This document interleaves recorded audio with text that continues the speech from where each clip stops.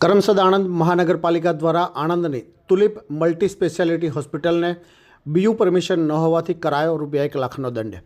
કરમસદ આણંદ મહાનગરપાલિકાના town planning અને estate વિભાગની ટીમ દ્વારા આકસ્મિક લાંભેલ રોડ પર આવેલી ઝાયડસ હોસ્પિટલની પાછળ તુલિપ મલ્ટી સ્પેશિયાલિટી હોસ્પિટલની મુલાકાત લીધી હતી।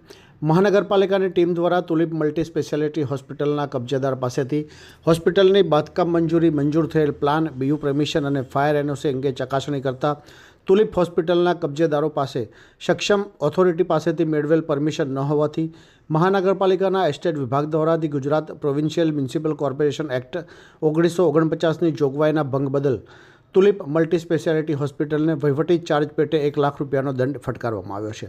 આ ઉપરાંત તુલિપ હોસ્પિટલના સંચાલકોને 10 દિવસમાં સક્ષમ ઓથોરિટી પાસેથી જરૂરી પરવાનગીઓ મેળવી રજૂ કરવા તથા ત્યાં સુધી આ બિલ્ડિંગનો યુઝ ન કરવા નોટિસ આપવામાં આવી છે। અન્યથા નગરપાલિકા દ્વારા કાયદાની જોગવાઈને અધીન તુલિપ હોસ્પિટલને સીલ કરવામાં આવશે તેમ જણાવ્યું હતું।